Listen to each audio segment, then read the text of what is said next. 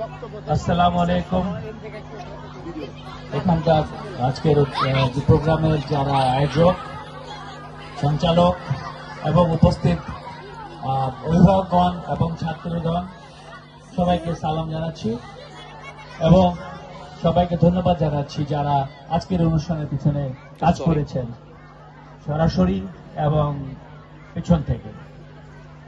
এবং গণ্যমান্য যারা এখানে আছেন, আমার চাচা আছেন, আমার ভাইরাও আছেন, সামনে পিছনে দেখছি, এবং হেডমাস্টার সাহেবও আছেন যিনি অ্যাক্টিং।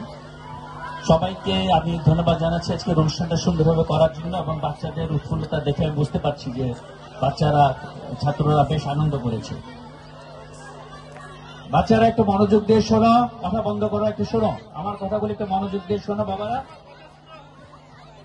একটু অভিভাবকরা একটু মনোযোগ দিয়ে শোনেন। আমি আপনাদের কিছু প্রয়োজনীয় কথা বলবো, দয়া করে একটু শান্ত হন, একটু শান্ত হয়ে বসেন, কথা বন্ধ করেন, আপনারা শোনেন।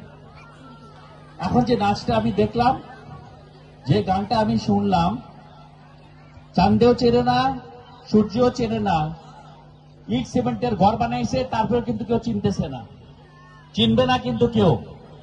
তোমাদের লেখাপড়া করতে হবে, যদি লেখাপড়া না করো, মানুষের মতো না হও, তাহলে কিন্তু কেউ তোমাদেরকে চিনবে না, আপন হোক আর পর হোক।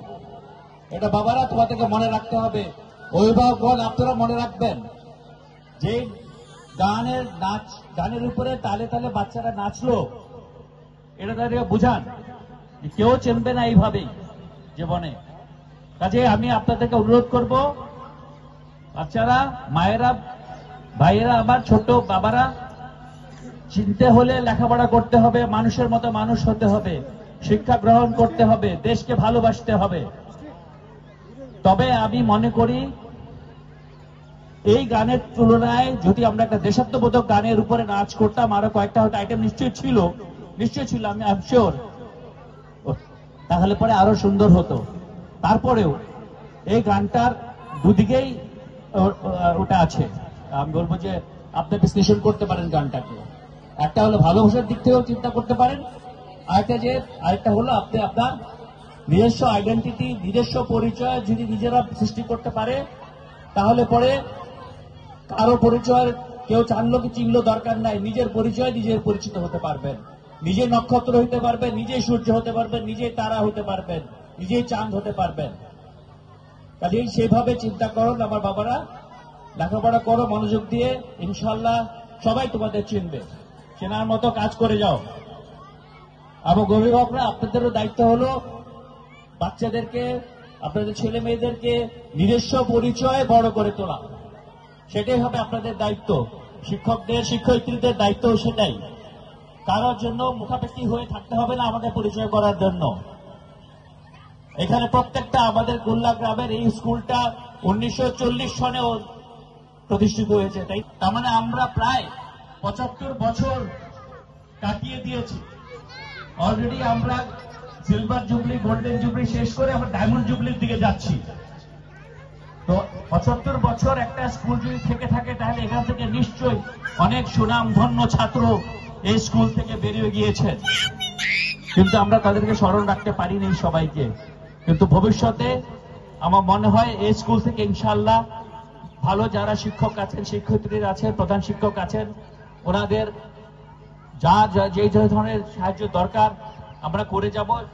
এবং ইনশাআল্লাহ আমরা চাই যে এখান থেকে যেন চাঁদ, চন্দ্র, সূর্যের মতো এবং নক্ষত্রের মতো বাচ্চারা কুল্লা গ্রাম থেকে এই আমাদের সরকারি প্রাথমিক বিদ্যালয় থেকে বেরিয়ে এসে যেন দেশের এবং পৃথিবীতে ওটা করতে পারে, নিজেকে প্রতিষ্ঠিত করতে পারে।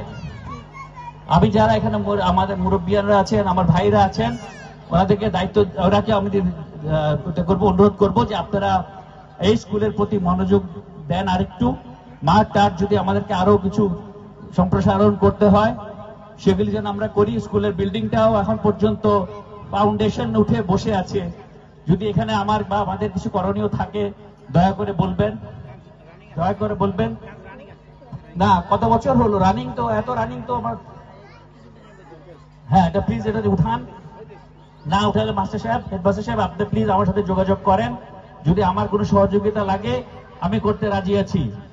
আমি এলাকাবাসীর কাছে একটা জিনিস বলে যেতে চাই, আমি কিন্তু একজন এখন রাজনীতিবিদ, কাজেই এবং আমরা জনগণের খেদমতের জন্য নেমেছি আমার বাংলাদেশ পার্টি থেকে।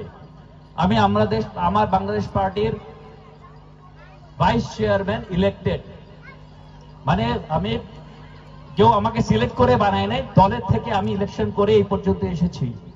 দেশকে ভালো না বাসলে কেউ এবি পার্টির বা আমার বাংলাদেশ পার্টির সদস্য হতে পারে না, সেটা আলাদা থাকলো। কিন্তু আমি এতটুকু বলতে পারি, যেহেতু আমাদের রাজনীতি সমাধানের রাজনীতি, আমি চেষ্টা করব আপনাদের স্কুলের যে সকল সমস্যা আছে সেই সমস্যাগুলি কিভাবে ঢাকায় বসে সমাধান করা যায়, কাকে বলতে হবে, কি বলতে হবে, কোথায় বলতে হবে, কখন বলতে হবে, আমাকে শুধু বলবেন।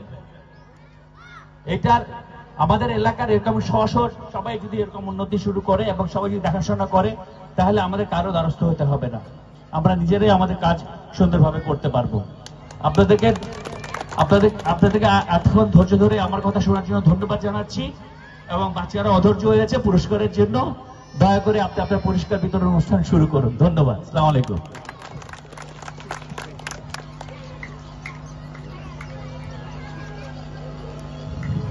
ধন্যবাদ প্রধান অতিথি, খুব সুন্দর বক্তব্য রেখেছেন আমাদের খুলনাবাসীর পক্ষে।